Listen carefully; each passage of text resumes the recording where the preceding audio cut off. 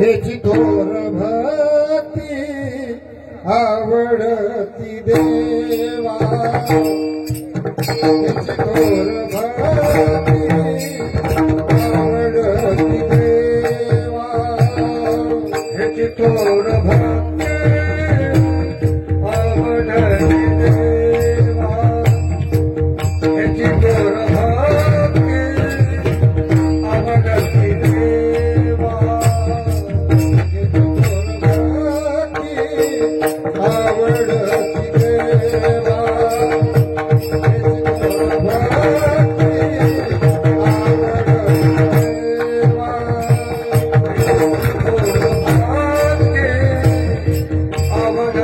देवा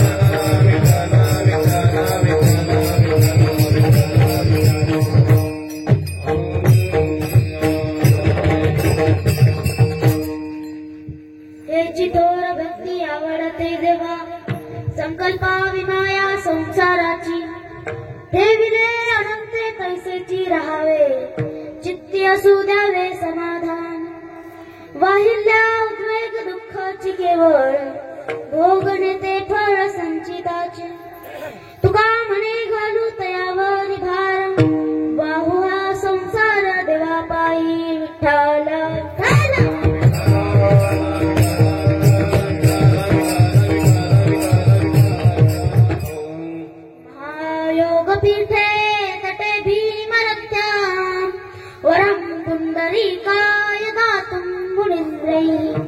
समागत तिष्ठन्त मानन्द कन्मं परा ब्रह्मलिंगं भजे पाण्डुरङ्गम्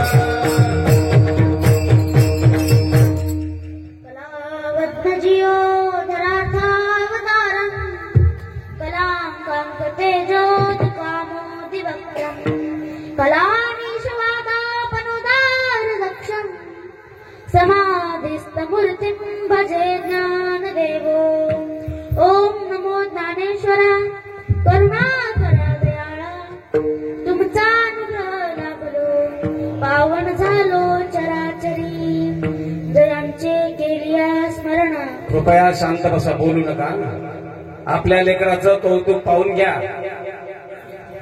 छोटं बाळे शांतता राखा. गुरुर ब्रह्मा गुरुर विष्णू गुरुर्देवो महेश्वरा गुरुर साक्षात परब्रह्म तस्मै श्री गुरुवे नमः. ओम अनंत कोटी ब्रह्मांड नायक महाराजाधिराज योगिराज परब्रह्म सच्चिदानंद भक्त प्रतिपालक शेगाव निवासी समर्थ सद्गुरु श्री गजानन महाराज की जय.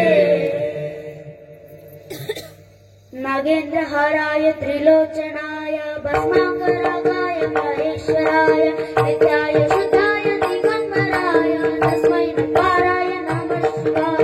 ओम नमः शिवाय. ओम नमः शिवाय.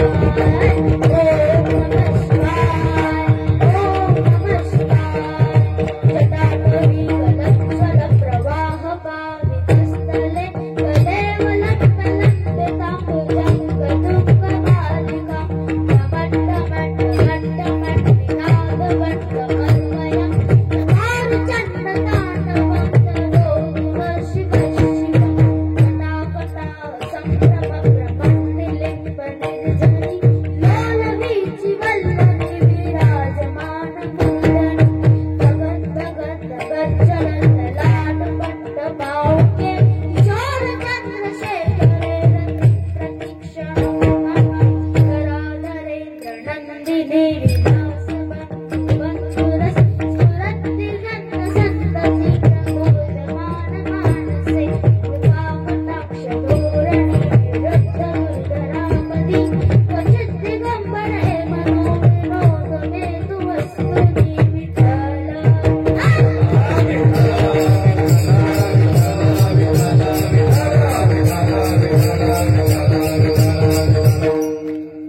तेची थोर भक्ती आवडते देवा संकल्पा विनाया संसाराची ठेविले अनंते तैसेची राहावे चित्ती असू द्यावे समाधान.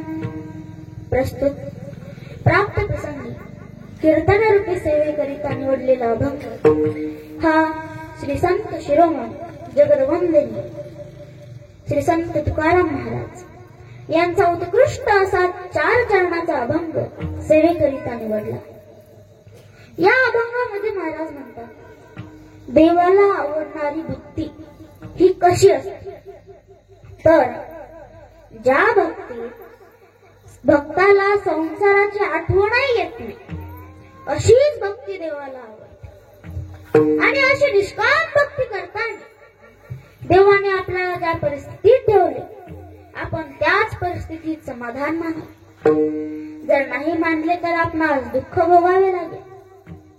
महाराज म्हणतात, भक्तांनी आपल्या संसाराचे ओझे किंवा संसारच हा देवाच्या चरणी अर्पण करून मोकळे व्हावे. विठ्ठला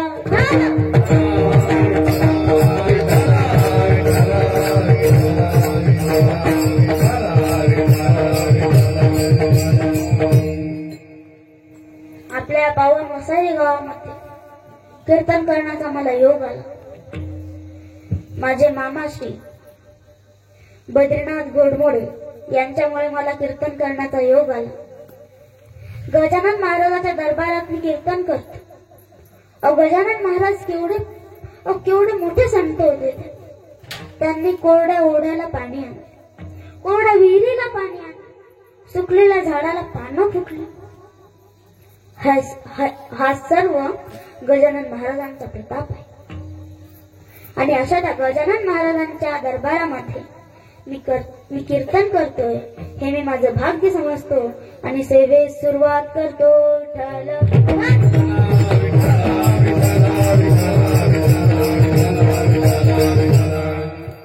आपलं हे गाव अतिशय भाग्यवान. या पावन गावात मला कीर्तनाचा योग आहे हे मी माझे भाग्य समजते. तुम्ही साक्षात कोण आहात माहिती? प्रभू तुम्ही महेशाच्या मूर्ती, मी दुबळा अर्चित असे भक्ती. तुम्ही तर साक्षात महादेवाचे अवतार आहात. आणि तुमच्या समोर मी एखाद्या अज्ञान बालकाने काय बोलावे कायमी पामरे बोलावी उत्तरे बोलविता धनी वेगळाची परित्या विश्वंभरे बोलविले किंवा का बालक बोबडा बोली वाकुडा विचुका पाऊली ते चोच करुणी माऊली जे जेली. मी काही फार मोठा साधू संत फार मोठा कीर्तनकार नाही, पण देवा मी तुम्हाला शरण आलो. माझ्यावर कृपा करून तुमचे गुण वर्णन करण्याकरिता मला बुद्धी द्या. असो नसो भाव आलो तुझी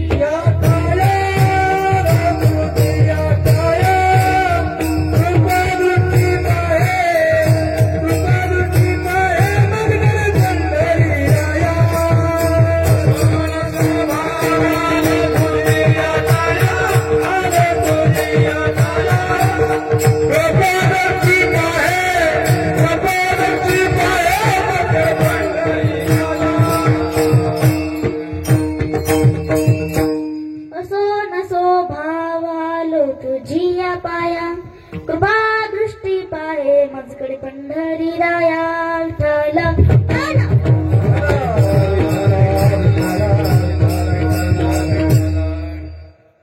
मी एका गावात कीर्तनाला गेलो होतो एक वेळेस. मग आता तिथे जाताना काही लोकांनी बघितलं मला. ते म्हणाले एवढूस पोरग काय कीर्तन करणार. कीर्तनाचा वेळ झाला. मी फेटा बांधून उभा राहिलो. कीर्तन सुरू झालं. एवढ्यात माणसं उठून उभी राहिली. मी म्हणाला काय झालं. ते म्हणाले दोन विंचू निघाले, एक मोठा आणि एक छोटा. म्हणलं मग एक काम करा, मोठा विंचू मारा आणि छोटा माझ्याकडे घेऊन या. ते म्हणाले महाराज मोठा विंचू मारला तर ठीक, परंतु छोटा जर का धरला तर आम्हाला डसल ना. मी म्हणाला कसा डसेल, तो तर लहान आहे. ते म्हणाले महाराज विंचू लहान असो की मोठा त्याचं काम तर तो एकच करणार. मग मी म्हणालो कीर्तनकार लहान असो की मोठा तो करणार तर कीर्तन असणार.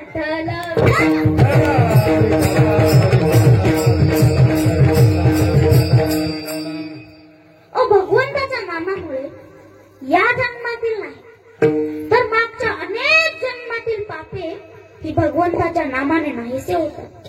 नाम संकीर्तन साधन पै सोपे जळतील पापे जन्मांतरीचे. सहज पूर्ण करावं, सहज आणि सहज घडतं सुद्धा आपल्याला. हा गजानन महाराजाचा उत्सव आपण येथे झाडून काढलं काय पुण्याचे. अहो सकाळी नाश्त्याची थोडीशी वाढ हाताने घेतली काय पुण्याचे. आत्ताच एखाद्या माणसाने नवी चप्पल काढली, आत्ताच एखाद्या नवी चप्पल काढली आणि आपण म्हटलो होतो तितक्यात आपल्याला काही काम आलं बाहेर, बाहेर जायचं आणि आपल्याला ती नवी चप्पल दिसली तर मग ती चप्पल न घालता पुढे निघून जाणं सुद्धा पुण्याचे. आताच एखाद्याच्या खिशातून 100ची नोट पडली, पडल्यावर कोणी उचललं का, कोण नाही उचललं. बरं जाऊ द्या. आताच एखाद्याच्या खिशातून 100ची नोट पडली, ती उचलून खिशात न घालता त्या माणसाला परत देणं सुद्धा पुण्यातच. अहो या मंडपाच्या दिशेने जाणाऱ्या गाड्या आपल्याला दिसल्या आणि रस्त्यात एक मोठा दगड पडले. तो दगड उचलून बाजूला टाक काय पुण्याचे. आता एक दिवस गरुडाला गरुडाचा भक्त म्हणाला काय म्हणे गरुडा, साऱ्या विश्वाचं जो परमात्मा वाहतो आणि त्याचं जो तू वाहतो कोणतं पुण्य केलं. कोण म्हणतं असं. गरुडाला गरुडाचा भक्त म्हणतो. गरुड म्हणाला अरे बाबा मी भक्तीतलं पुण्य केलं, पण काय केलं. काय नाही म्हणे एकदा आकाश मार्गाने जात होतो, जाता जाता मला एक यज्ञ मंडप दिसला. एका पुराणातली कथा आहे. मग मी त्या आकाशातून खाली आलो आणि त्या यज्ञ मंडपाचं दर्शन घेतलं आणि तिथून निघायला लागले. परंतु आकाशात भरारी घेताना माझे पंख त्या जमिनीवर फडफडले. पंख फडफडल्याचा परिणाम असा झाला तो अख्खा मंडप झाडून स्वच्छ झाला. आणि तेव्हा देवाने मला आशीर्वाद दिला, गरुडा, अरे नकळत ना निमंत्रण देता मंडप झाडायला येतो, जन्मभर तुला माझं वाहन म्हणून सांभाळील, जा. दिला आशीर्वाद. असहज एक वेळेस एका शाहूकाराला त्याची पत्नी म्हणाली, अहो काय नुसतं अजगरासारखी घरात पडून राहता, तिकडे बघा जरा किती लांब लागून आली आहेत लोक कीर्तन ऐकायला, जा जरा दोन शब्द चांगले कानावर पडतील. तो म्हणाला, बायको आज जरा जास्तच बोलून गेली, बरा गेलं पाहिजे कीर्तनाला गेला. कीर्तन सुरू झालं. कीर्तनाला गेला. बसलेल्या लोकांनी पाहिलं, शाहूकार आले. ते म्हणाले, कधीच तर येत नाही आणि आजच आला, बरं येऊ द्या त्याला. म्हणाले, शाहूकार या या या पुढे या. गेलं, बसले खांबाला टेक आणि कीर्तनाच्या 2-3 चाली होत नाही तोवर शाहूकार खोरू लागला.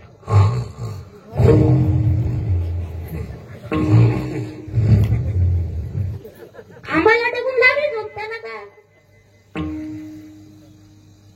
मग आता महाराज म्हणे, मेलू गडा पुढे आणून बसवला. कीर्तन संपलं, सर्व लोक घरी गेले. कीर्तनकार गाडीत बसले. पारेकरांनी बघितलं एकटा शाहूकार खांबाला टेकून झोपलेला आहे. पारेकरी म्हणाला, शाहूकार उठवलं पाहिजे गडा. शाहूकार जवळ गेला. शाहूकार उठा, झालं कीर्तन. शाहूकार उठला. कीर्तन झालं, 15 मिनिट झाले. शाहूकार म्हणाले, महाराज कुठले होते काय माहित गडा, कीर्तन चांगलं केलं. आता एक शब्द ऐकला नाही. सहज काय करतो, घरी आला. बायको म्हणे, मालक ऐकलं का कीर्तन, माफ कर म्हणे. गेल्या गेल्या झोप लागली, काहीच आठवत नाही मला. ती म्हणाली, काहीच नाही, फक्त गेलो तेव्हा लोक म्हणायची या बसा, आणि पहारेकऱ्याने उठवलं तो म्हणाला जा, एवढंच आठवतं म्हणे, बाकी काय नाही आठवत. ती म्हणा, तेवढंच म्हणा तुम्ही, तोच तुमचा मंत्र. आता या बसा जा, या बसा जा, या बसा जा. मग आता शाहूकाराची एवढी चांगली झोप झाली होती कीर्तनात, त्याला झोपच लागली नाही. तो पलंगावर पडून म्हणायचा, या बसा जा, या बसा जा. त्याच्या दारात चोर. त्याच्या दारात कोण आले, चोर. मग चोरांनी आत डोकावून बघितलं, कोणी जागी तर नाही ना. तेवढ्यात शाहूकार म्हणाले, या. अरे म्हणा, जागी इकडे, खाली बसा. खाली बसायला गेले. तेवढ्यात शाहूकार म्हणाले, बसा. ते म्हणाले, आपण याच तालुक्यातले हो, शाहूकारानं पाहिला आपल्याला. जर शाहूकारानं आपली बदनामी केली तर आपल्याला लॉकअप मध्ये जावं लागेल, चला पळा. नुसता माना फिरवल्या तोवर शाहूकार म्हणाले, जा. ते म्हणाले, आता जायची गरज नाही. शाहूकार जागेवर मॅनेज केला पाहिजे. चौघही आत आले, हात जोडले. शाहूकार म्हणाले, तुम्ही कोण? आम्ही चोर. माझ्या घरी कशाला? आम्ही चोरी करायला आलो. माझ्या घरी? तेवढंच चुकला. माफ करा, इथे यायला पाहिजे नव्हतं. घराची निवड चुकली आमची बदनामी करू नका. पाहिजे तर एक कालचं गाठोडं तुम्ही घ्या, पण आमची बदनामी नका. ठेवा तुम्ही निघा. शाहूकार पहा बरं पण तेवढं निघा. चोर निघून गेलं, बायकोला उठवलं. उठ, काय झोपतेस, हे बघ. ती म्हणते एवढं. तो म्हणता, अगं ते कालच्या कीर्तनाचं पाकिट आहे.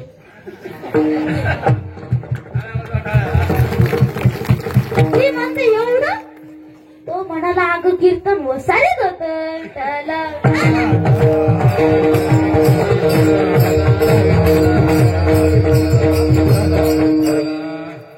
साधूच फक्त हिताचा उद्देश करतात, दुसरे सर्व जण हे दुःख देणारे आहेत. साधूला कशाचीही आशा नसते.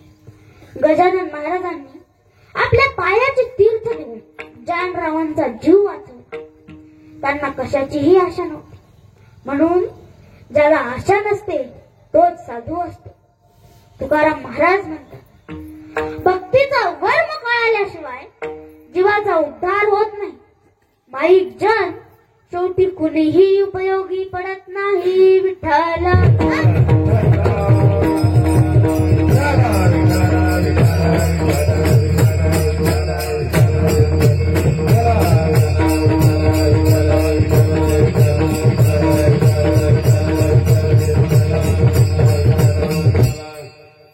एक योग भ्रष्ट महात्मा साधना करताना चुकला. मग त्याला पुन्हा मानू दिला, परंतु तो संसारातच गुंतला. देव, धर्म, नीती, आचार, विचार हे सर्व विसरले. बायका मुलातच गुंतला. परंतु त्याच्या पूर्वीच्या पुण्याईमुळे त्याला एका महान साधूची भेट झाली.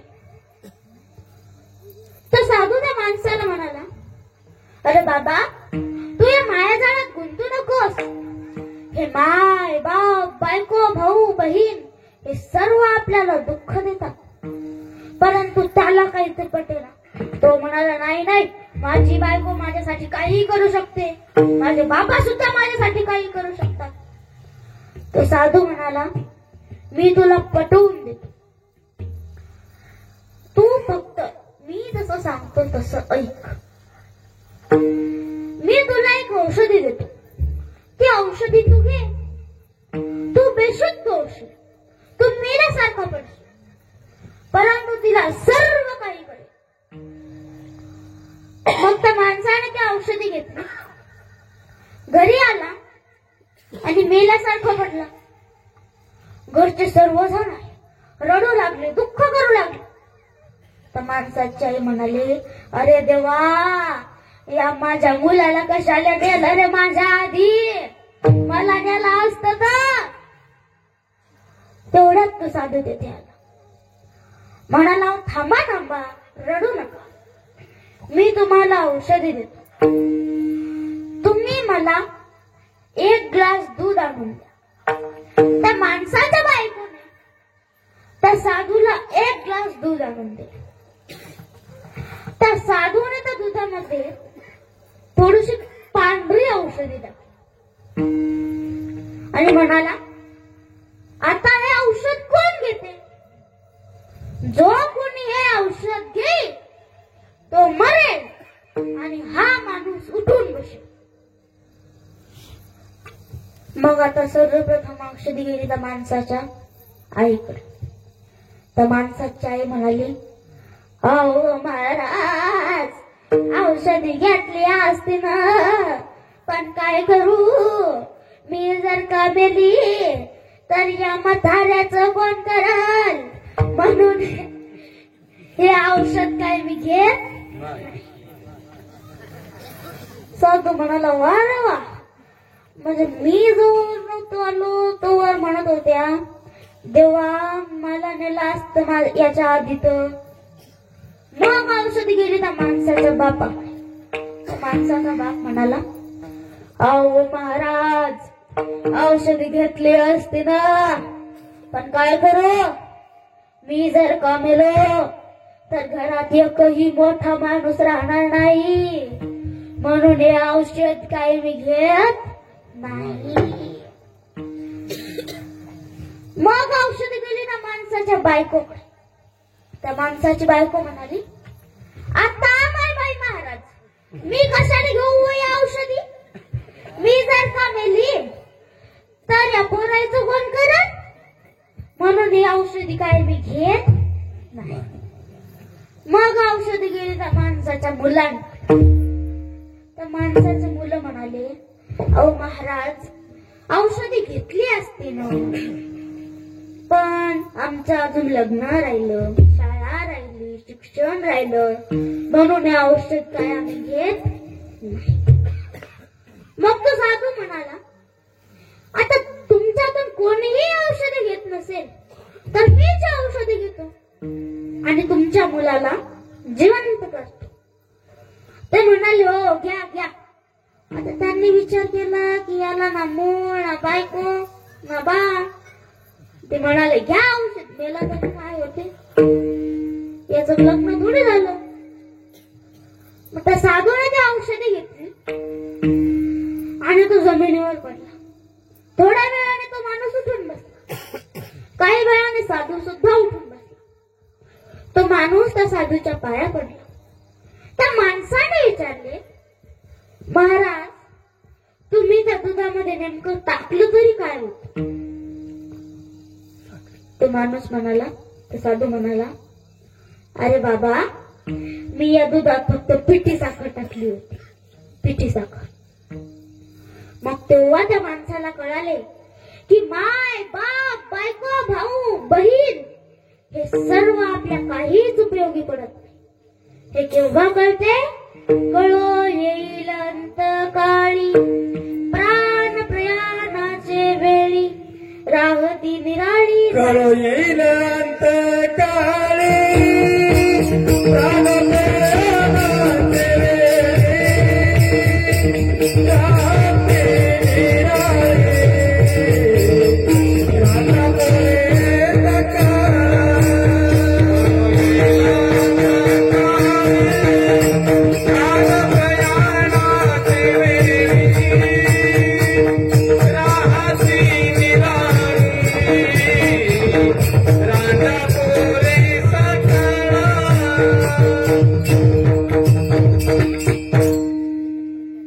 आपले भाऊ बहीणच आपला नाश करतात. मला सांगा, रावणाचा नाश कोणी केला? त्याच्या भावाने, विभीषणाने. आता मला सांगा, रामाला कुठं माहित होतं रावण कसा मरेल? कोणी सांगितलं? रावणाच्या भावाने, विभीषणाने. अही कसे मरतील हे त्याची पत्नी हिने हनुमंताला सांगितले. तेव्हाच ते मरण पावले. साप आपल्याच पिलाला खाते, बोका सुद्धा आपल्याच पिलाला खाते. म्हणून माय बाप बायको भाऊ बहीण हे सर्व आपल्याला संसारात गुंतवून मारतात. साधूच फक्त आपल्याला हात जोडून विनंती करतात, कर जोडून विनवितो, जोडून विनवितो तुम्हारे तुम्ही वासुदेव वासुदेव म्हणा. जोडून विनवितो तुम्हारे तुम्ही वासुदेव वासुदेव म्हणा. नका गुंतू विषयात आम्हारे तुम्ही वासुदेव वासुदेव म्हणा. नका गुंतू विषयात आम्हारे तुम्ही वासुदेव वासुदेव म्हणा. नका करू संसार श्रमारे तुम्ही वासुदेव वासुदेव म्हणा. नका करू संसार श्रमारे तुम्ही वासुदेव वासुदेव म्हणा. तुम्ही मधुसूदना तुम्ही आठवा मधुसूदना तुम्ही वासुदेव वासुदेव तुम्ही आठवा वासुदेव म्हणा. तुम्ही वासुदेव वासुदेव म्हणा. तुम्ही आठवा मधुसूदना तुम्ही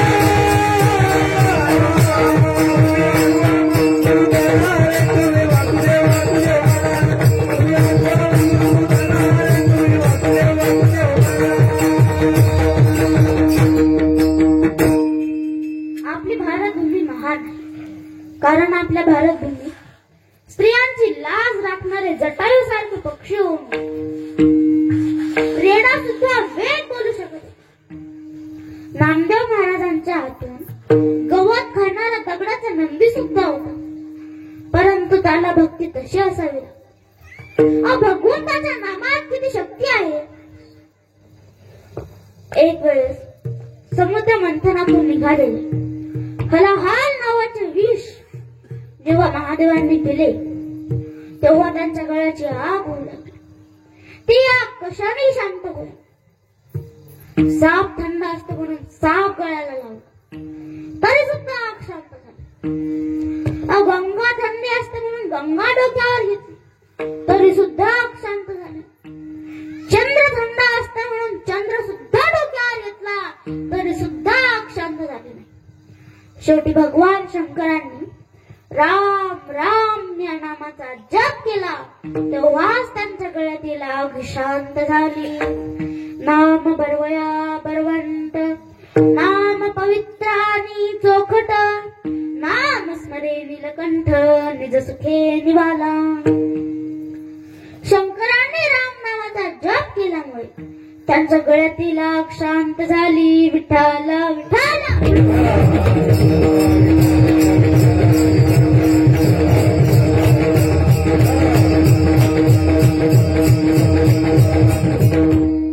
एक वेळेस कृष्ण वृंदावनात गायी चारायला गेले असताना त्यांना भूक लागली. त्यांनी त्यांच्या मित्रांना विचारले, का रे, तुम्ही घरून शिदोरी आणली का, घरून भाकरी आणल्या का? ते म्हणाले, खाना आम्ही तर आणायचं विसरलो. मग तेव्हा भगवान श्रीकृष्ण म्हणाले, बरं जाऊ द्या. ते बघा, ते तिथे लांब ऋषींचा आश्रम आहे. तुम्ही तिथे जा आणि आपल्याला खायला काहीतरी घेऊन या. ते सर्वजण तिथे गेले आणि म्हणाले, आम्हाला आणि कृष्णाला भूक लागली, आम्हाला खायला काही देता का? तेव्हा तेथील ऋषी म्हणाले, ए, खायला काय नाही रे, इथे चला, जा निघा. त्यांना परत पाठवले आणि ते ऋषी आंघोळीला निघून गेले. तेव्हा ऋषीपत्न्यांनी विचार केला की आता आपले पती आंघोळीहून येईपर्यंत आपण कृष्णाला काही जेवण देऊ नये. मग आता त्यांनी जेवढ्या लवकर होईल तेवढ्या लवकर स्वयंपाक बनवला आणि कानाला घेऊन निघाले. मग आता एक गोपिका थोडी थांबली होती, कारण की आता सगळ्या बाया त्या सारख्या नसतात. एखादी जास्तच नवऱ्याला भांडते तर एखादी काहीच बोलत नाही. मग आता एखादी खूप चपळ असते, एखादी खूप चांगली असते. मग आता तशी जी गोपिका होती थांबली. मग याने कृष्ण कृष्ण म्हणता म्हणता स्वयंपाक केला आणि ती घेऊन निघाली तेवढ्यात तिचा पती आला. तिचा पती म्हणाला, हे कुठे चाललीस? ते म्हणाले, मी कृष्णाला जेवण द्यायला. तो म्हणाला, काहीच जायची गरज नाही, चाल. ती म्हणाली, मी जाणार. हा म्हणाला, नाही जायचं. ती म्हणाली, मी जाणारच. एवढा रागीट होता तो. त्याने दावं घेतलं आणि त्याच्या पत्नीला एका खांबाला बांधून ठेवलं आणि एवढं मारलं की तिने कृष्ण कृष्ण म्हणता म्हणता प्राण सोडला. समोरच्या गोपिका गेल्या होत्या. त्यांना वाटलं की ती तर अजून मागच राहिली. कोणती? जी आज चांगली स्वयंपाक करत होती ती मागच राहिली. आपण तिच्या आधी कृष्णाला जेवू घालू.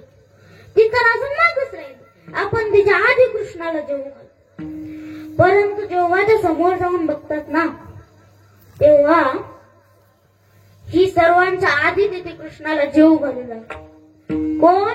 ती आश्रमात मरून पडलेली गोपिका. कृष्णाने तिला आपल्या जवळ बसवले होते. अशीच भक्ती ही देवाला आवडते. त्या गवळणीचे मान, त्या गोपिकेचे मान हे संसाराला विटले होते. म्हणून तिने देवाचे नामस्मरण करत प्राण सोडले आणि अशीच निष्काम भक्ती ही देवाला आवडते. हे महाराज अभंगाच्या प्रथम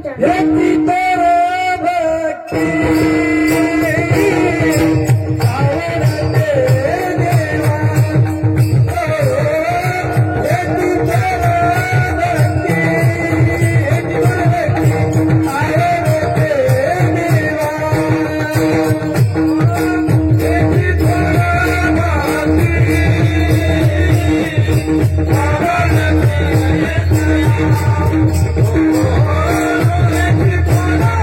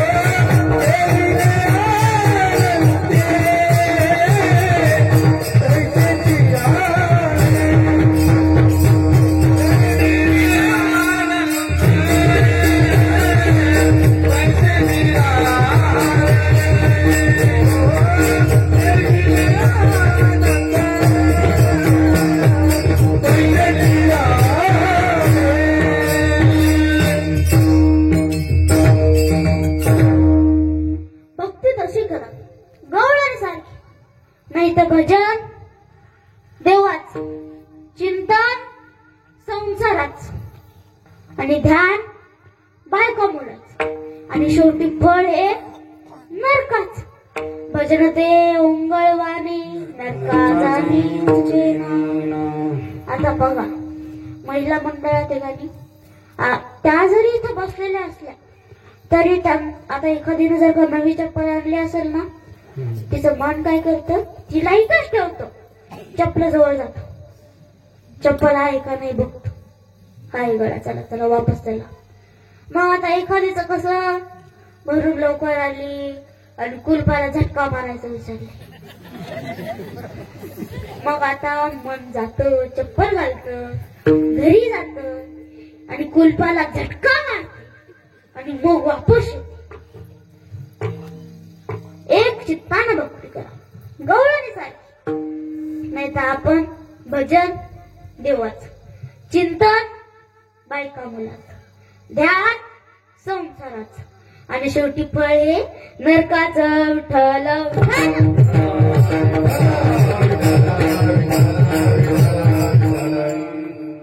संसार चांगला दिसतो, चांगला वाटतो, परंतु त्याचं फळ हे वाईट आहे. वृंदावन फळ गोळीले साखरा, भीतरील थारा मोडेची ना. वृंदावन फळ बाहेरून दिसायला अतिशय सुंदर आहे, परंतु आपण जर का ते फोडलं आणि ते खाल्लं तर कारलं सुद्धा त्याच्यापेक्षा गोड लागेल, एवढं गोड आहे ते. असं ते वृंदावन फळ आपण कितीही दिवस साखरेच्या पोत्यामध्ये ठेवलं तरी सुद्धा त्याच्या आतला कडूपणा हा जाणार नाही. मग तसाच संसार आहे. संसार बाहेरून चांगला दिसतो, परंतु आतून फार वाईट आहे. एका माणसाने त्याच्या मुलाकरिता खूप कष्ट केले, त्याला शिकवले. त्याचा मुलगा मोठा ऑफिसर झाला, तो शहरातच राहू लागला. त्याने तिकडेच लग्न केलं. मग त्याने त्याच्या आई वडिलांना शहरात नेलं, तो तिथेच राहू लागला. त्याला त्याच्या आई वडिलांना आई वडील म्हणायची लाज वाटू लागली. तेव्हा त्याच्या बापाला कळाले संसार हा आपला नाही. बाबाला मिळेना तांब्याभर पाणी, बायको खाते तूप लून.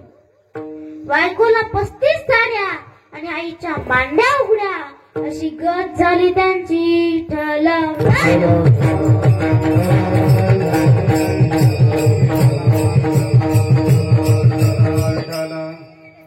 एक वेळेस एका माणसाने त्याच्या पत्नीकरिता 2000ची साडी आणली. मग आता बायकांना सवय कशी असते, नवऱ्याने जर का काही आणलं तर दुसऱ्याला दाखवल्याशिवाय राहतच नाही. मग आता तसं माणसाने 2000ची साडी आणली. मग आता याच्या बायकोने ती साडी नेली लक्ष्मीबाईकडे. काय झालं नाही, आमच्या इकडची लक्ष्मीबाई आहे, इकडली नाही, आमच्या तिकडची. ती साडी नेली लक्ष्मीबाईकडे. लक्ष्मीबाई म्हणाली, बाई साडीचा कलर चांगला आहे पण सूतच खराब आहे, दिली मग साडी वापस. नवरा काय, त्याने 4000ची साडी आणली. ती साडी दिली यमुनाबाई.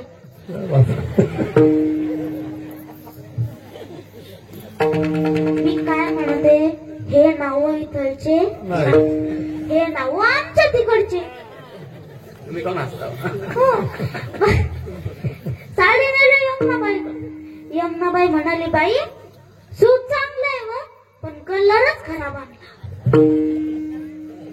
मग आता काय, ती जात म्हणाली, यांना अक्कलच नाही, यांना समजतच नाही कशी साडी आणायची.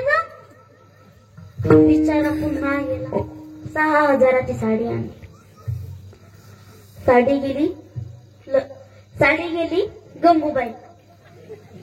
गंगूबाई म्हणाली, बाई साडीचा कलर चांगला आहे, सूत चांगलं आहे, पण हे काठच खराब आणलं. मग साडी पुन्हा वापस दिली. मग 8000ची साडी आणली. मग आता ती साडी दिली ताराबाई.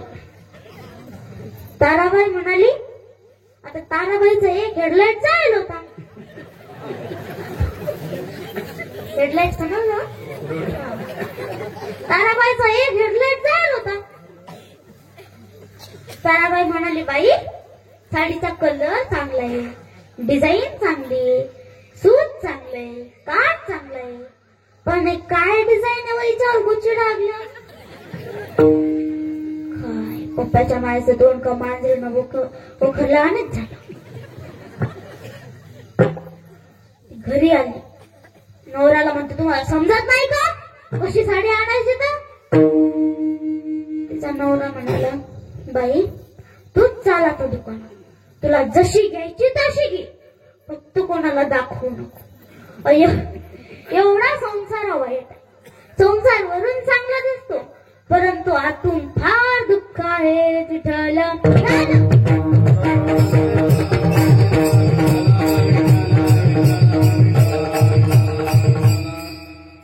आपल्या मुला मुलींची नावं चांगली ठेव. पूर्वी किती सुंदर नाव, ज्ञानदेव, तुकाराम, निवृत्तीनाथ, सोपानदेव, ज्ञानेश्वर महाराज, नामदेव महाराज. आणि मुलींची जनाबाई, मुक्ताबाई, मीराबाई, कान्होपात्रा. आणि आता बंटी, बबली, टॉमी. आता टॉमी कुत्र्याचं नाव आहे. आता कुत्र्याचं, आणि ते नाव नको मुलांना ठेवू, टॉमी. आता एका आजीला झाली ना, मग त्या नातीचं नाव सुंदर ठेवा ना, काही कान्होपात्रा, जनाबाई, मुक्ताबाई, मीराबाई. मग थारी बघायची टीव्ही, नाव ठेवलं पप्पी. पप्पी नाव ठेवलं, पप्पी मोठी झाली. मग आजी नाती गेले आळंदीला.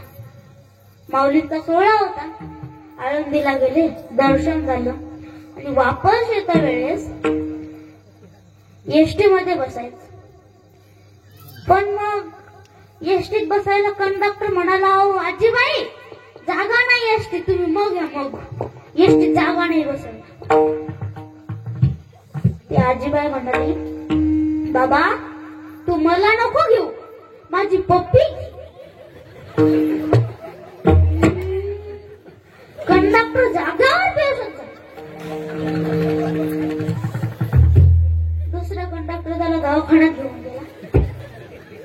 आजीबाई त्याला सफरचंद घेऊन गेली खायला. आणि कंडक्टरला म्हणाली, बाबा अरे आता तरी माझी पप्पी घे. कंडक्टर कोमातच गेला.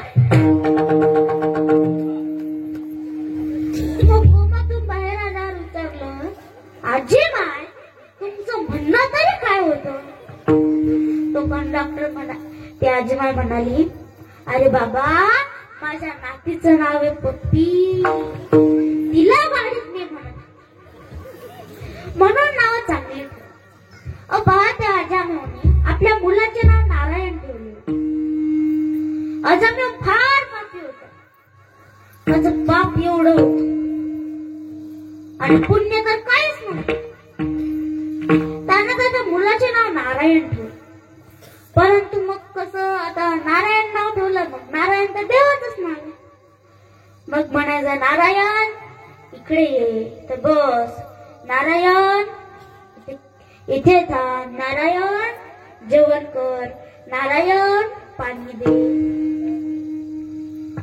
मग आता असंच नारायण नारायण म्हणता म्हणता त्याचं पाप एवढं. आणि मग ते जरा जरा जरा जरा जरा संपलं. परंतु तरी नारायण नारायण म्हणणं मुलाचं नाव थाप मारायची, नारायण ये इथे अभ्यासाला बस. मग आता असं करत करत त्याचं पुण्य वाढायला. आणि असंच एक वेळेस तो मरण पावला. नारायण नारायण म्हणता म्हणता तो मरण पावला. तेवढ्यात यमदूत आले. यमदूतांनी त्या अजामेवचा प्राण ओढला आणि तिथून निघू लागले. तेवढ्यात तिथे देवदूत आले. यमदूत देवदूताला म्हणाले, अहो देवदूतांनो कस काय. देवदूत म्हणाले, काय नाही, ते अजामेवला न्यायासाठी आलो होतो. यमदूत म्हणाले, अहो पण आमचं गिराईक आहे, याने खूप पाप केली. देवदूत तर म्हणाले, तुम्हाला जे म्हणायचं ते म्हणा, पण आजामी आमचं गिराईक आहे. ते म्हणाल नाही आमचं आहे. मग आता त्यातला एक यमदूत हुशार होता, एक देवदूत हुशार होता. मग आता त्यांनी दोघांना समजावलं की थांबा, आपण इथं भांडण न करता चित्रगुप्ताकडे जाऊ. त्याच्याजवळ सर्वांचा हिशोब असतो, कोणी किती पाप केलं, किती पुण्य केलं. चित्रगुप्ताकडे नेल्यावर ते चित्रगुप्ताने टाकलं अजामेव राजा. चित्रगुप्ताने पाहिलं अजामेवचं पाप एवढं, अजामेवचं पाप एवढं, आणि पुण्य पाहिलं तर पुण्य एवढं. चित्रगुप्त म्हणाला, यमदूता, हे गिराईक तर आपलंच होतं, पण मुलाचं नाव घेता घेता याचं पाप संपलं, पुण्य वाढलं, याला जाऊ द्या सर. अशीच पिंगळ वेश हिने एक पोपट पाळला होता. त्या पोपटाला ती राघोबा राघोबा म्हणायची. असंच एक वेळेस राघोबा राघोबा म्हणता म्हणता ती मरण पावली. तिला सुद्धा वैकुंठाहून विमान आले आणि ती स्वर्गात गेली. विठ्ठल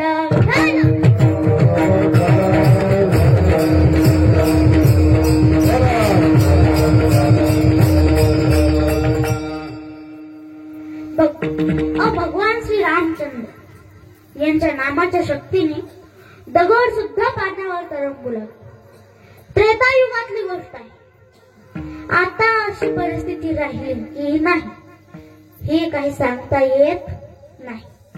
परंतु नाथ महाराज म्हणतात की तेव्हा रामाच्या दृष्टीने हे सर्व नव्हे समुद्राचे गुण, नव्हे पाषाणाचे लक्षण, नव्हे वानरी वरदान, राम नामीच प्रतापे, श्रीराम प्रताप दृष्टी, क्षिळा तरती सागर पोटी, वशिष्ठाचनासाठी तपेसाठी रवी मंडळी. पानावर दगड तरंग हा काही पाण्याचा गुणधर्म नाही किंवा वानराला वरदान सुद्धा नाही, तर हा राम नामाचा प्रताप आहे. आणि वशिष्ठ ऋषींच्या वचनामुळे त्यांचा रुमाल हा आकाशामध्ये सूर्यासारखा तपू लागला. परंतु आता अशी परिस्थिती राहिली की नाही हे काही सांगता येत, कारण आता पापाचा ऊत आला. ऐका कलीचे महिमान, असत्यासी रिजले जन, पापा देती अनुमोदन, करती हेळन संतांचे. कलियुगात फक्त संतांचा छळ करतात, त्यामुळे दगड पाण्यावर तरंगतील का नाही हे काही सांगता येत नाही. परंतु तुकाराम महाराजांनी मात्र हा प्रताप कलियुगात करून दाखवला. कोणता प्रताप? तर त्यांच्या कीर्तनात देव मृदंग वाजवायला लागला. देव एक वेळेस महाराजांचं कीर्तन लय गावलं होतं. त्यांचे 14 मानाचे टाळकरी, त्यात गंगाधर व मोवाळ होते, रामेश्वर शास्त्री होते, सोनबाट ठाकूर होते. महाराजांच्या मृदंग वादकाचं नाव आहे सोनबाट ठाकूर. महाराजांच्या आवडीचे मृदंग वादक लोगाव हे सोनबाट ठाकूरांचं गाव. महाराज तिथे गेले, तुकाराम महाराज तिथे गेले. गेल्याच महाराजांनी सोनबाची आठवण काढली. सोनबा कुठे आहे? तेव्हा शास्त्रीजी म्हणाले, महाराज आहे सोनबा, परंतु कीर्तन नाही वाजवू शकत तो तुमचा. का? ताप चढलाय त्याला, फार फणफणले त्याचं. अरे रे, जाऊ द्या, परंतु कीर्तन झालं की मला त्याची भेट घडवून द्या. महाराज कीर्तनाच्या जागेवर गेले, कीर्तनाला अभंग निवडला, कीर्तन केलं. परंतु महाराजांनी जेव्हा कीर्तन केलं तेव्हा दुप्पट ताकदीने कीर्तन. त्याचं कारण असं होतं, ज्यावेळेस तिथे गेल्यावर मृदंगावरची थाप ऐकली. अरे कोण आलं मृदंग वाजवायला? महाराजांनी बंद केलेले डोळे उघडले. महाराज डोळे बंद करून कीर्तन करायचे. त्यांनी बंद केलेले डोळे उघडले तर स्वतः सोनबा ठाकूरच वाजवायला हजर. आनंद याचा वाटला की हा तर आजारी आहे आणि तरी आपलं कीर्तन वाजवायला आलं. आनंदात कीर्तन केलं. पद्धत अशी होती, महाराजांनी विणेकराच्या पाया पडावं, नंतर विणेकरांनी महाराजांच्या पाया पडावं आणि दुसऱ्या क्रमांकावर मृदंग वादकांनी महाराजांच्या पाया पडावं. मग आता सोनबा ठाकरांनी आपली पटका पागोटी काढली, पकवास बाजूला ठेवला आणि श्री तुकोबारायांच्या चरणावर आपलं मस्तक टेकलं. कोणी? सोनबा ठाकूर. त्याने मृदंग खूप छान वाजवला म्हणून त्याला एक शाबासकीची थाप दिली. असा विचार करून महाराजांनी हात वर केले आणि शाबासकी देणार त्याला. ती शाबासकी सोनबाच्या पाठीत बसली नाही, ती जमिनीवर बसली. क्षणात सगळी माणसं काय झालंय ते पाहायला आली. तुकाराम महाराज म्हणाले, क्षणात अंतर्धान होतो परमात्मा, तसा हा सोनबा गेला कुठे? शास्त्रीभाऊ होते. शास्त्रीभाऊंना बोलावलं. शास्त्रीजी, सोनबाला काय राग आला माझा? बोलला सुद्धा नाही 2 मिनिट माझ्याशी. असं का? हा मी आणतो बोलावून त्याला. स्वतः रामेश्वर शास्त्री सोनबाच्या घरी गेले. दरवाजा वाजवला. पुतण्याजवळ झोपलेला होता. सोनबाच्या पुतण्याने दरवाजा उघडला. बाजूवर झोपलेले, आग चाललेली अंगाची आग. गेल्यावर हलवलं सोनबा. सोनबा, अरे उठ. काय एवढा छान मृदंग वाजवला, आम्ही गायलो, नाचलो, चालली म्हणल्या. पळत आला घरी निघून. अरे 2 मिनिट बोलायचं महाराजांशी. त्यांना किती वाईट वाटलं. शब्द फुटत नाही. तशीच मिठी मारली सोनबा ठाकूरांनी शास्त्रीबाईंच्या गळ्याला आणि मला महाराजांजवळ घेऊन जा, मला दर्शन घ्यायचं महाराजांचं. शास्त्रीजी म्हणाले, पण तू तर घेऊन आला दर्शन. उठून बसू शकत नाही शास्त्रीबा, आणि काय दर्शन घेऊन आला म्हणते. तेव्हा शास्त्रीजींना फार भरून आले. सोनबाचे अश्रू दिसत होते, रडताना दिसत होते. परंतु खरं रडणं तर आता शास्त्रीबाईंचं सुरू झालं, जे कोणाला दिसतही नव्हतं, कळतही नव्हतं. उचललं सोनबाला, कीर्तनाच्या जागेवर नेलं. अख्खे पाय भिजले तुकोबारायांचे, एवढा रडत होता सोनबा ठाकूर. बाबा बाबा, आज शेवट थंड पडायला नको होता. महाराज म्हणाले, सोनबा रे काळजी घे, अजून लय कीर्तन करायची आपल्याला, देवाची भक्ती करायची. बोलला नाही रे माझ्याशी, काय राग आला तुला माझा? मी नव्हतो बाबा मृदंग वाजवायला.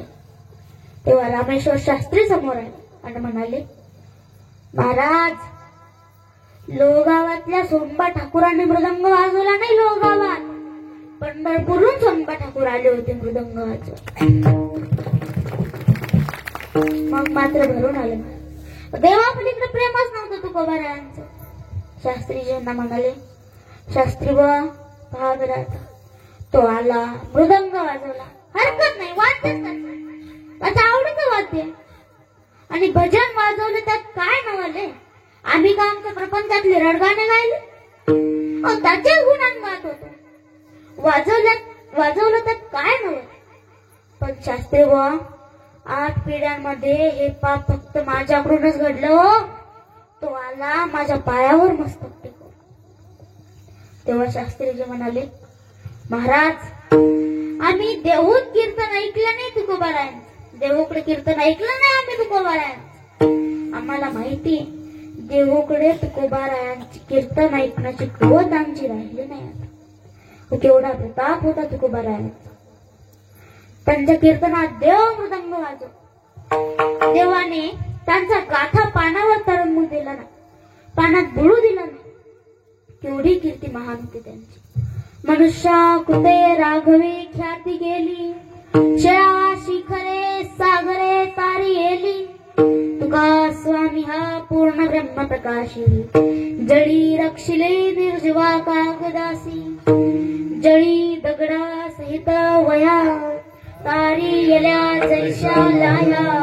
ऐसात गोवा समर्थ ज्याने केला हा पुरुषार्थ. तुकोबारायांच्या भक्तीच्या शक्तीमुळे देवाने त्यांच्या गाथा पाण्यात बुडू दिला. तो पाण्यावर तरंगला. चोखोबाची ढोरे सुद्धा देवाने तोडली. नामदेव महाराजांची भिंत सुद्धा देवाने तोडली. हा त्यांच्या भक्तीचा प्रताप आहे. आणि आपला मुलगा आपल्याला पाणी मागितलं तर देत नाही. आपण जर का बायकोला पाणी मागितले, बायको काय म्हणते? इथं तांब्या तिथं पाणी, तुम्ही प्या मलाही द्या, अशी गत आहे आपली. विठ्ठल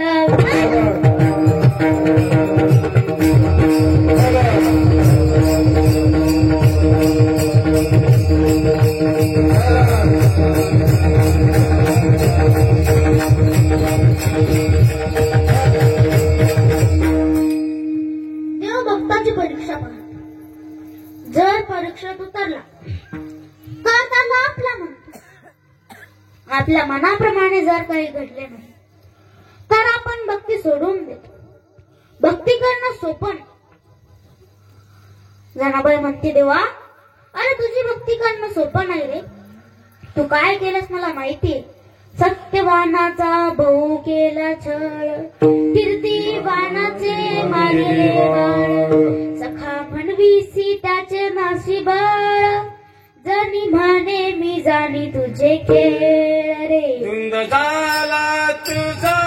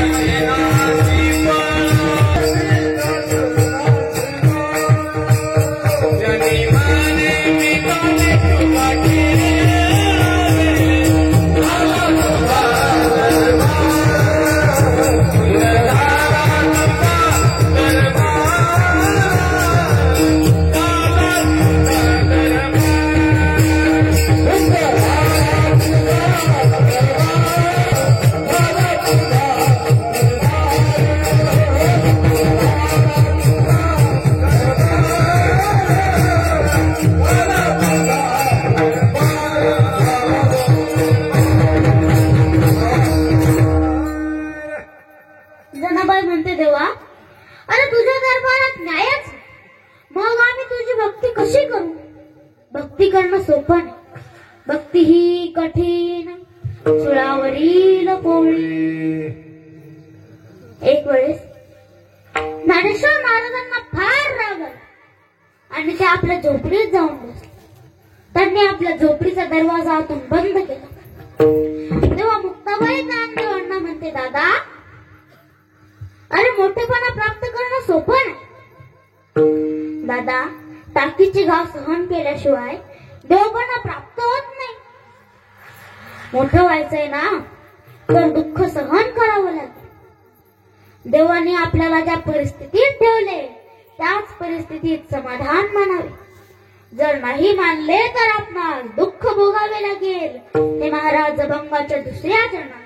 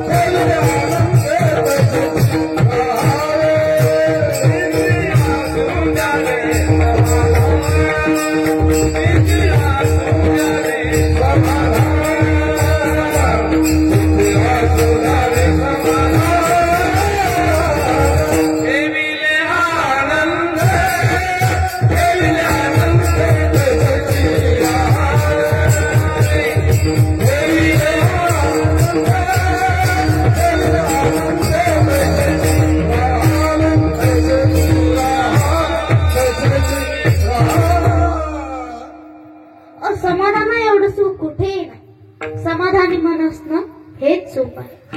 तुका म्हणे तेथे सुखा काय उणे राहे समाधानी चित्ताची आला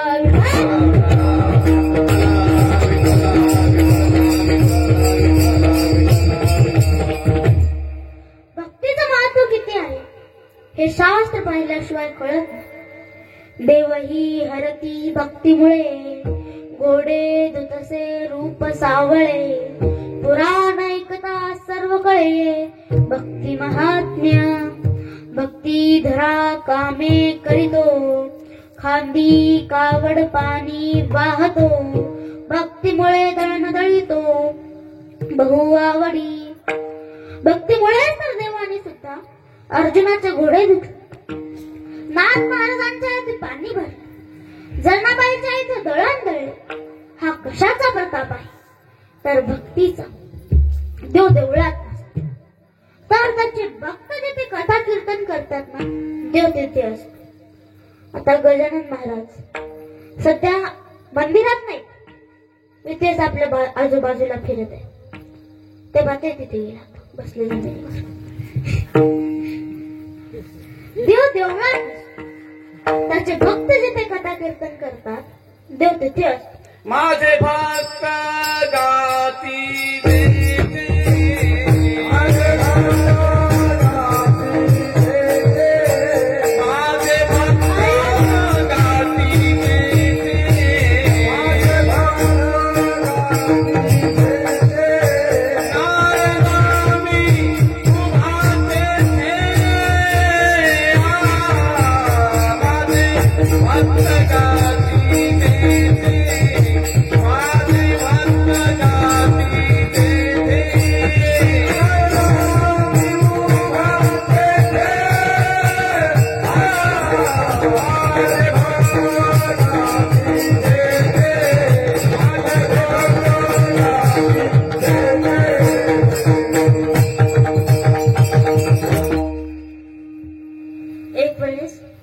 नामदेव महाराज ज्ञानेश्वर महाराज हे सर्व औंढा नागनाथ गेले.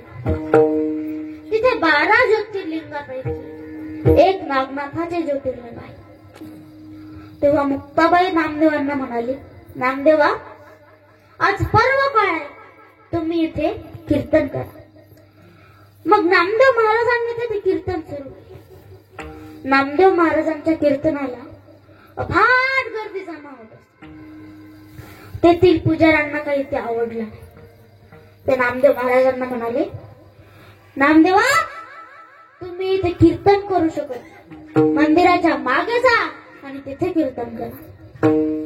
नामदेव महाराज शांत स्वभावाचे होते. ते विठ्ठल विठ्ठल म्हणत मंदिराच्या मागे गेले आणि तिथे कीर्तन करू लागले. आणि काय चमत्कार प्रत्यक्ष नागनाथांनी मंदिराचे तोंड हे नामदेवांकडे फिरवले. फिरविले देऊळ जगा माझे ख्याती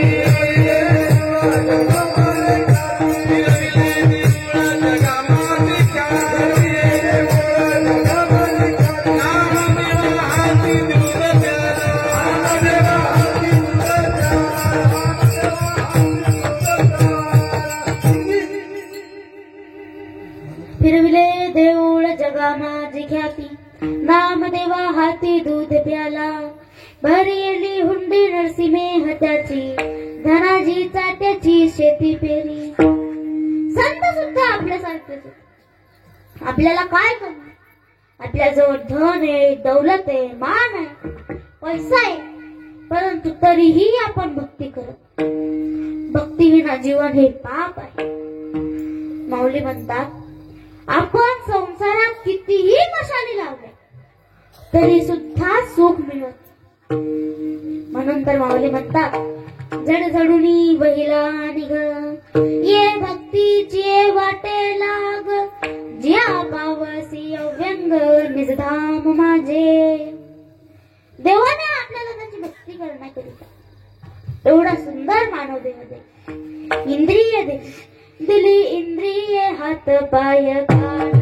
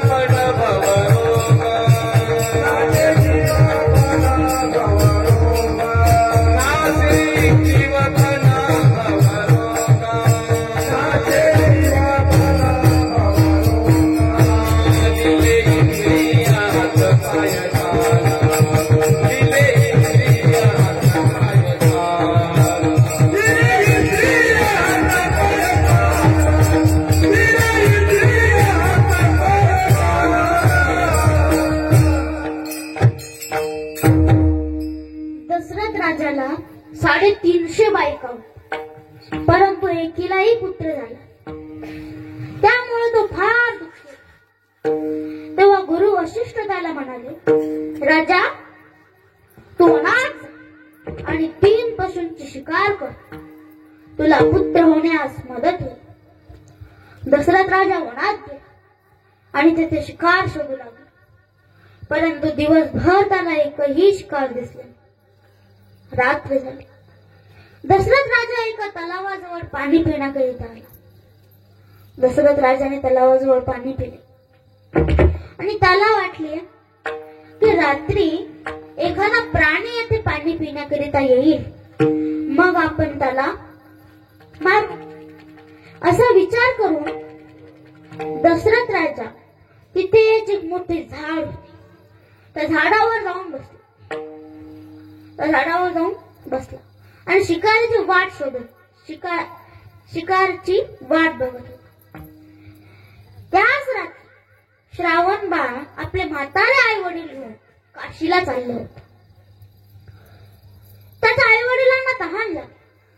ते म्हणाले, श्रावण बाळ आम्हाला तहान लागली रे, आम्हाला पाणी आणून देतोस का?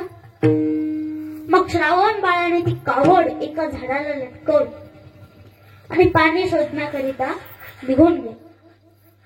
पाणी शोधत शोधत तो त्याच तलावाजवळ पोहोचला जिथे दशरथ राजा नेम धरून बसलेला होता. दशरथ राजाला थोडी चळवळ ऐकू आली. श्रावण बाळाने त्याच्याजवळ कमंडलू होते, ते कमंडलू पाण्यामध्ये बुडवले. कमंडलू पाण्यामध्ये बुडवल्याबरोबर पाण्याचा बुडबुड असा आवाज आला आणि दशरथ राजाने आवाजाच्या दिशेने बाण सोडला. तो बाण सुई करत श्रावण बाळाच्या छातीत लागला आणि बाण छातीत लागल्याबरोबर श्रावण बाळाने आई अशी आरोळी दिली. आई हा शब्द ऐकताच दशरथ राजा फार घाबरला. झाडावरून खाली आला. खाली येऊन बघतो तर एक ब्राह्मणाचा मुलगा तळमळत पडलेला.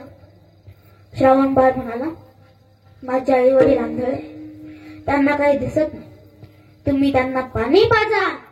असं म्हणून त्यांनी प्राण सोडला. दशरथ राजाने ते कमंडलू घेतले आणि श्रावण बाळाच्या आई वडिलांकडे दिले. त्यांना शोधत शोधत तो श्रावण बाळाच्या आई वडिलांजवळ गेला. त्यांना पाणी दिले. दशरथ राजा काहीच बोलत नव्हता.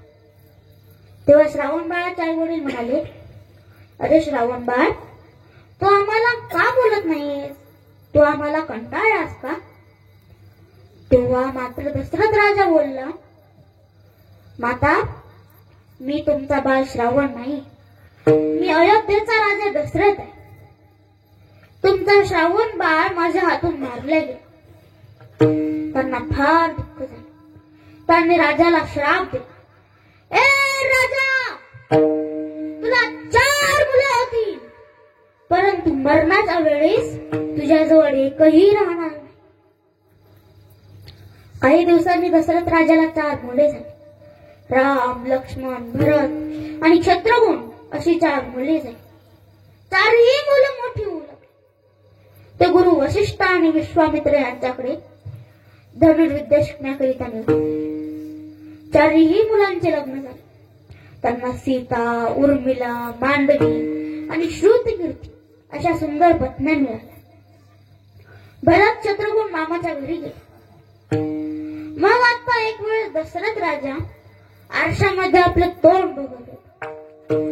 त्याला त्याच्या दाढीत एकच पांढरा केस दिसला आणि त्याने लगेच विचार केला की आता आपण हे राज्य रामाला देऊन मोकळे व्हावे. असा विचार करून गुरु वशिष्ठाकडून राज्याभिषेकाचा दिवस ठरवला आणि ऐन राज्याभिषेकाच्या दिवशी मंथरा दासीच्या सांगण्यावरून कैकेयीने राजाकडे असलेले 2 वर मागून पहिला वर रामाला वनात पाठव आणि दुसरा वर भरताला राजा बनव.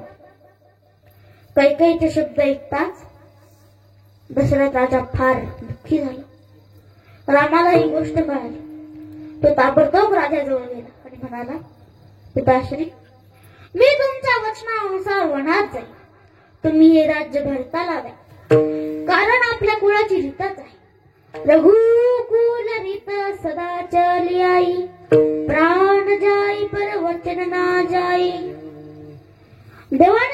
रामाने ताबडतोब गुरु वशिष्ठाला व मातेला बोलावून घेतले आणि त्यांचा आशीर्वाद घेऊन राम, लक्ष्मण आणि सीता ही 3 वनात निघून.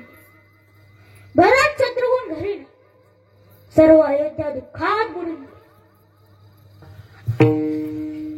आता मला सांगा, देवाला सुद्धा त्याच्या कर्माचं प्रायश्चित्त भोगावं लागलं तर देवाच्या बापाला कसं चुकले? कर्मरेखा तळेना, बाण लागला जगत जीवना, कृष्णे सांडिल्या गोपांगना, हे नारायणा प्रारब्धे.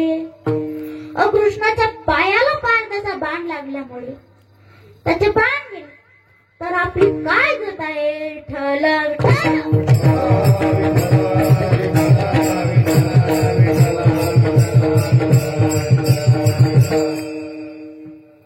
राम गादीवर बसला. त्यामुळे दशरथ राजा आनंदात होता. परंतु कैकेयीच्या वचनामुळे सर्व काही उलटे झाले. त्याला श्रावण बाळाच्या आई वडिलांचा श्राप आठवला. काय श्राप होता त्यांचा? ए राजा, तुला 4 मुलं होती, परंतु मरणाच्या वेळेस तुझ्याजवळ एकही राहणार नाही. त्याचे मन त्याला खाऊ लागले आणि त्याने राम राम म्हणता म्हणता प्राण सोडले. हे त्याच्या कर्माचं फळ असल्यामुळे त्याला त्याच्या कर्माचं फळ मिळालं. हे महाराज गंगाच्या 3ऱ्या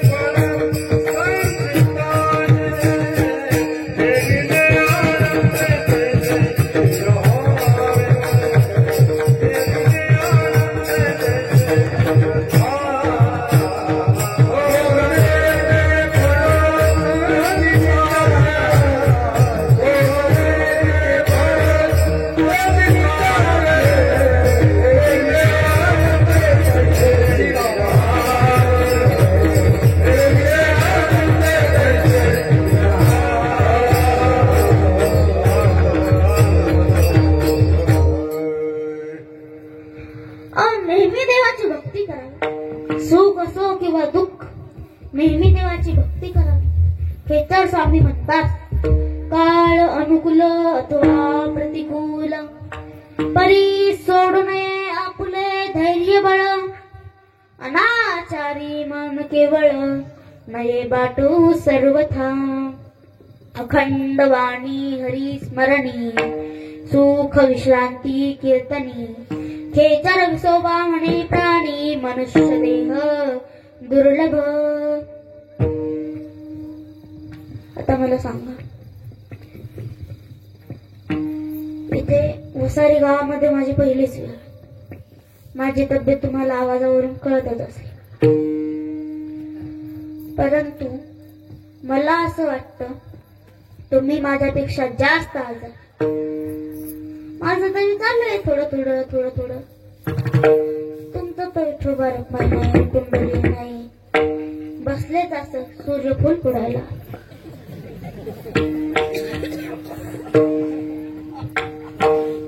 बरं आता ठोबारक नाही म्हणलं, उठलं म्हटलं मी म्हणा टाळ्या वाजवा वाजवा.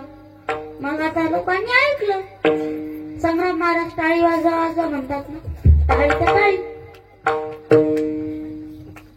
तोंड नाही उघडली का?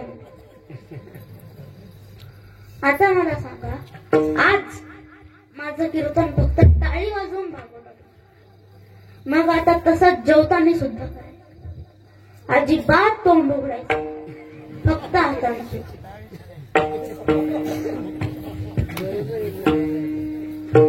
तिथे तर हात पण येऊ देत नाही. आता काय ना, हात बदलले भारत नाही तो भारत नाही. कीर्तन झाल्यावर कोणी पेढ आणून ना, मला दे ना, मला दे ना. एक माणूस म्हणाला, बघ काल संग्राम महाराजचं कीर्तन होतं गावात आपल्या, एवढा टाळी वाजव वाजव म्हणला, नाही या पट्यानं वाजवलं. नका वाजवून आमच्या काय बापात जाते. अरे एक माणूस एसटीत बसला, कंडक्टरकडून तिकीट घेतलं, तर तिकीट घेऊन खाली उतरलं आणि दुसऱ्या एसटीच्या आड बाजू जाऊन उभं राहिलं. ती एसटी निघून गेल्यावर हसू लागलं. दुसरा पण म्हणाला, काय झालं? तो म्हणाला, कंडक्टरला लय फसवलं, तिकीट काढलं आणि गेलं. आणि त्याचं काय वाटोळ झालं, काय पैसे गेले. मग इथे येऊन नका टाळ्या वाजवा, आमचं काय झालं? तुम्हाला हात जोडून पाया पडून विनंती करतो, ज्यांना ज्यांना देवाने हात दिलेत असे हात वर कोणाला हात पाहता.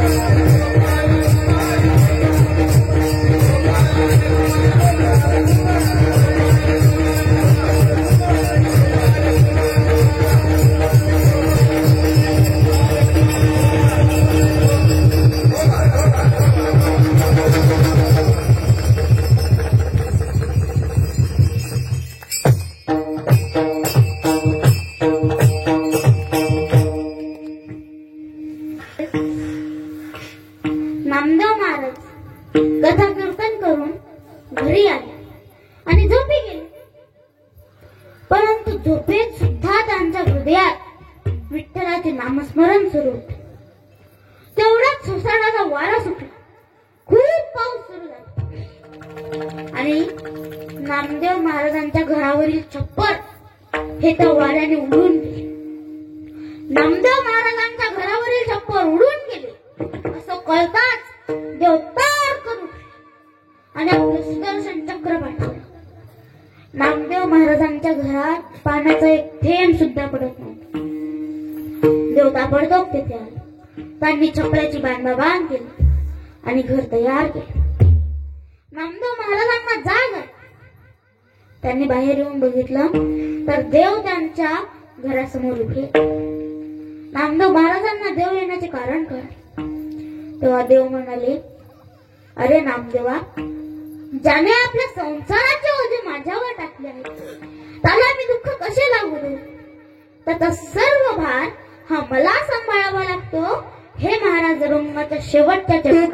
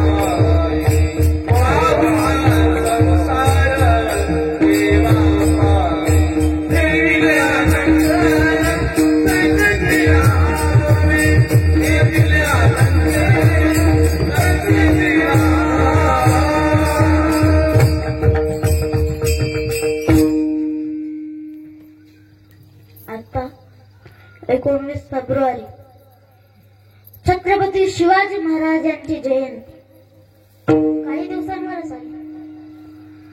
जिजामाता 5-6 वर्षांच्या होत्या तेव्हा त्यांचा विवाह शहाजीराजे भोसले यांच्याशी झाला.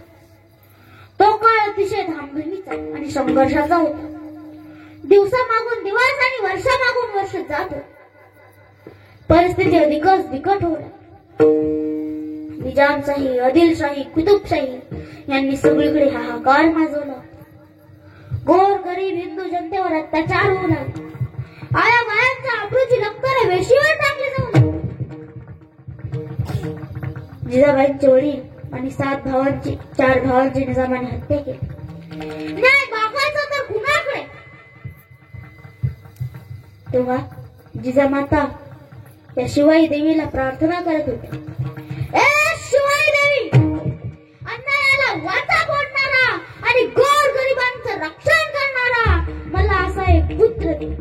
आणि काय चमत्कार! देवी प्रसन्न झाली आणि तो दिवस उजाडला. 19 फेब्रुवारी 1630 रोजी शिवनेरीवर शिवबाचा जन्म झाला.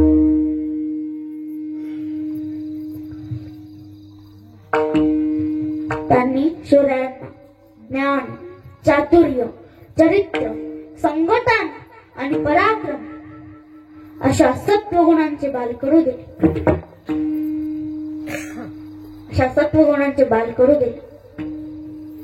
त्यांनी रामायण व महाभारतातील वीरांच्या कथा सांगून शिवरायांना प्रेरित केले. आणि शिवरायांनी वयाच्या अवघ्या 15व्या वर्षी तोरणागड जिंकून स्वराज्याचे तोरण बांधले. तोरण बांधिले स्वराज्याचे तोरणागडाला, तोरण बांधिले स्वराज्याचे तोरणागडाला. बापाचा बाप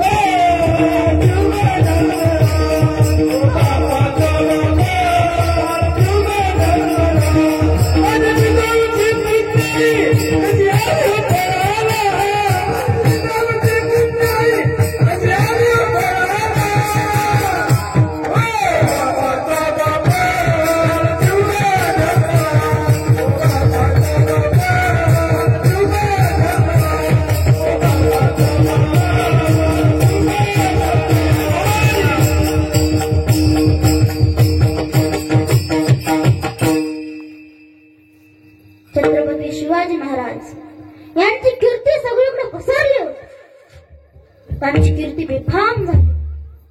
परंतु तेवढ्यात स्वराज्यावर अफजल खान नावाचं एक संकट चालून आलं. परंतु त्यावेळेस महाराजांची कीर्ती ही बेफाम होती. महाराजांची कीर्ती बेफाम. बाळाबाळांना सुटला घाम, याला कोण खाली तर मारी कुस्ती बडी बेगम म्हणजे अली आदिलशहाची आई बरं का. माझं रयतचा अंगार दरबार झाला गमकार, कुणी घेईना पुढाकार, साऱ्यांनीच मानली हार.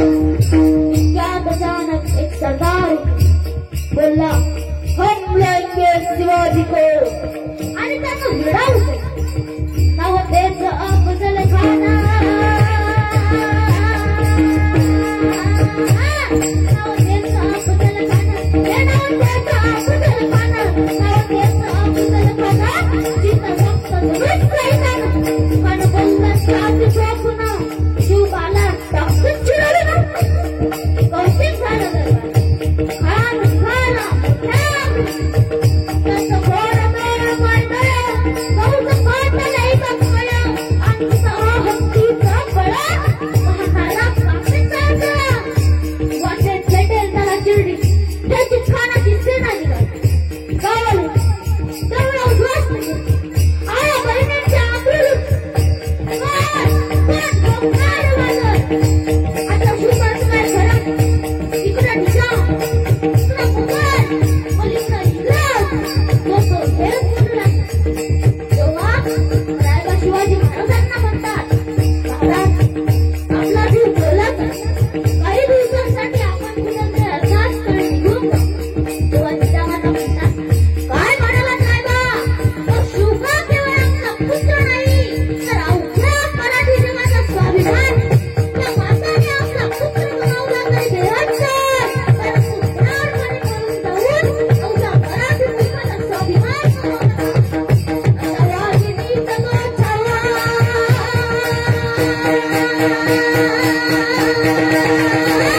अशा वाघिणी जगोत्सवा तरी मान शांती सवा बहुरात बहिणी कवा भेटता काय नसता मामा किताब म्हणावर आपल्या सामने भेटीचा साकावा मानानं हुसार कान बोलते दिवस ठरला आणि ठरल्या प्रमाणे प्रतापगडच्या पायथ्याशी खाना प्रतापगडच्या पायथ्याशी खाना हे प्रतापगडच्या पायथ्याशी खाना प्रतापगडच्या पायथ्याशी खाना आला बेबार नाही त्याला जाणीव शिवाजी राजांची त्याच नाही जाणीव शिवाजी राजांच्या घरामध्ये त्यानं कधीच काय कल्पना युक्ती नदी कधीच काय कल्पना युक्ती नदी खानाच्या भेटीसाठी महाराजांनी एक शानदार शामियाना उभारला भेटीसाठी चालणं हरिला भेटीसाठी चालणं हरिला नक्षीदार शामियानाला आणि अशा या शामियान्यात खान दौलत डुलत आला खान दौलत डुलत आला त्यात संगतीला शेरपटला त्यात संगतीला शोभा संगती पाहला शिवाजी महाराज त्यावेळेस येत होते तेव्हा त्यांच्या द्वारपालांनी त्यांचे घरचे नाचे आस्ते कदम आस्ते कदम आस्ते कदम महाराज बरोबर गजाश्रमती श्रीपती प्रजापती स्वर्गदत्त श्रीपती अष्टावधान अष्टप्रधान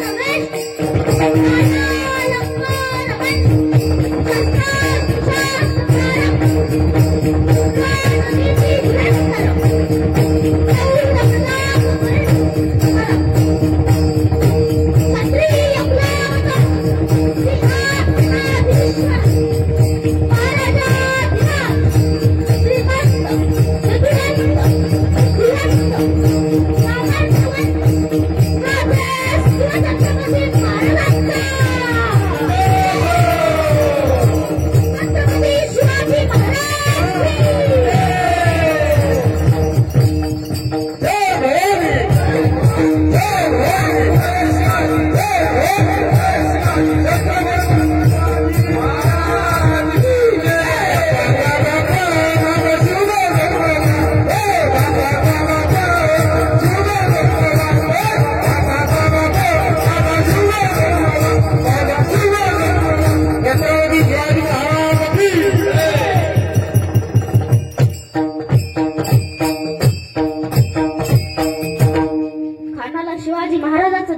खानाला शिवाजी महाराजांची भेट घडली। राजाला पाहून खान म्हणतो कसा, ओ शिवाजी आओ, हमारे गले लग जाओ आओ। खान हाक मारितो हुसरी, खान हाक मारितो हुसरी।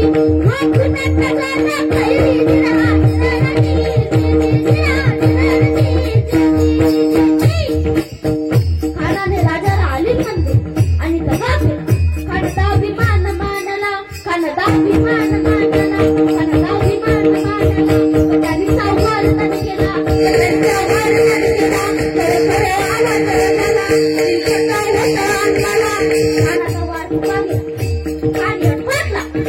त्याच महाराजांनी पोटामध्ये भीती वडकणाला वाघ नखाचा मारा त्याला पडलं पोटाला.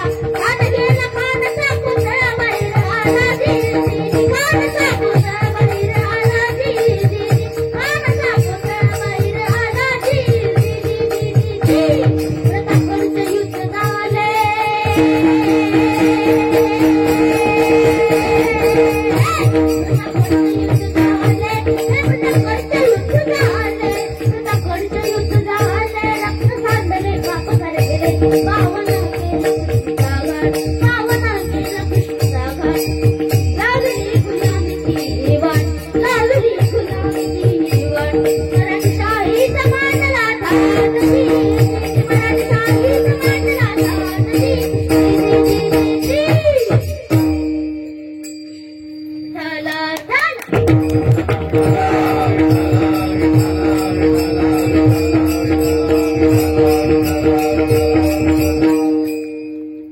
अशा छत्रपती शिवाजी महाराजांचं नाव घेतल्याबरोबर आपलं रक्त सळसळत. कारण आपण शिवबाचे मावळे आहोत. सळसळत रक्त शिवबाचे भक्त कपाळी भगवा टिळा. अरे आला आलं वादळ कोणी रोखी नाही वादळा. अरे आलाच कोणी आडवा तर वाजव त्याचा खुळखुळा. नाद करायचा नाही आमचा नादच खुळा. छाती टोकून सांगतो शिवबाचा मान. बोला छत्रपती शिवाजी महाराज. धर्मवीर संभाजी माऊलीचं भजन घेऊया आणि सेवेस समाप्ती. ज्ञानेश्वर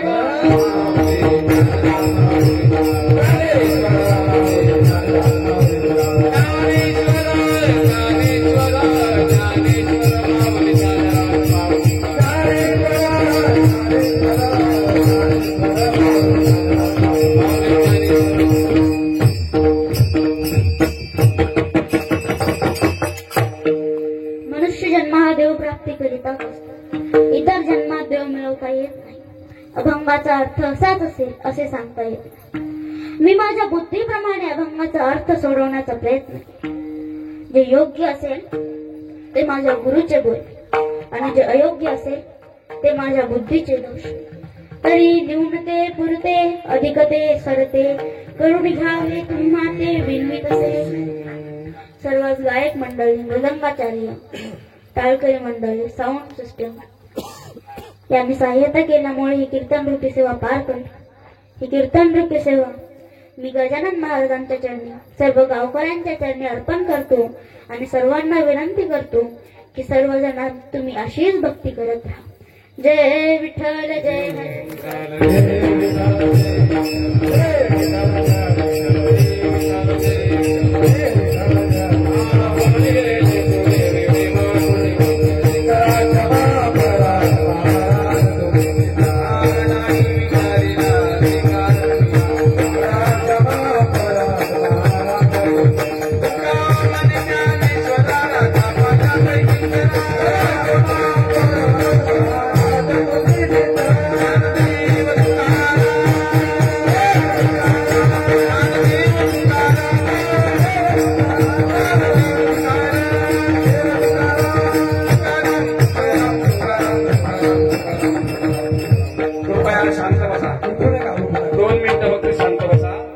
सर्व महिला मंडळांनी पुरुष मंडळ सर्वांनी चहा घेतल्याशिवाय कोणी जाऊ नका. ही नम्र